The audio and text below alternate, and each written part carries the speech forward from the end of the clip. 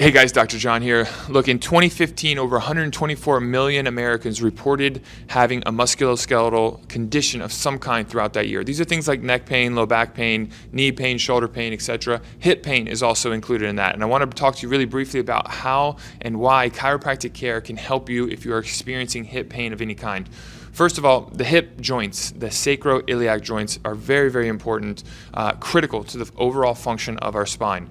All right, the pelvis, the hips, they're put together primarily by those big hip joints, the sacroiliac joints. You can feel them on yourself, right at the bottom of your spine, on either side. Okay, there's two of them.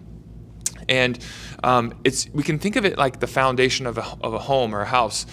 The foundation is critical. Anything, if the foundation is not correct, right, or if it's out of balance, then anything we build on top of that will suffer, right, in some way. And so the spine is the same way. The pelvis forms that foundation, and all the bones, all the vertebrae of our spine sit and stack on top of it.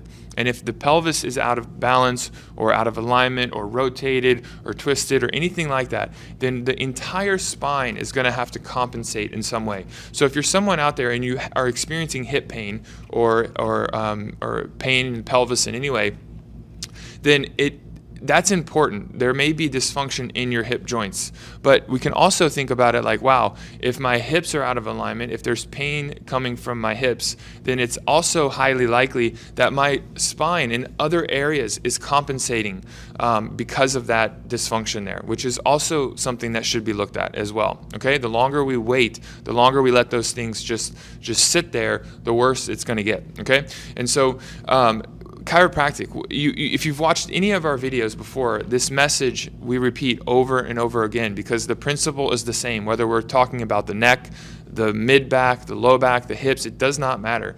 The spine is full of joints. It's made of joints to help us facilitate movement in our life, right? And joint is made to move. Any joint, but especially the ones in the spine, they're made to move, and they must move in order to remain healthy. And so if we have dysfunction in our hips, the stresses of life have created problems in our hip joints that has restricted its movement, has lowered its ability to move well and fluidly without restriction, then that is a problem, right? That is going to set the stage for things like degeneration and these other types of conditions that can create pain and dysfunction of all sorts, okay? And so as with chiropractic, one of our primary objectives is how can we restore normal motion to this joint? How can we help liberate this joint, the hip joints in this case, from the stresses that they've accumulated over time so that it can move fluidly and frequently and regularly throughout life. And when a joint moves well, consistently over time,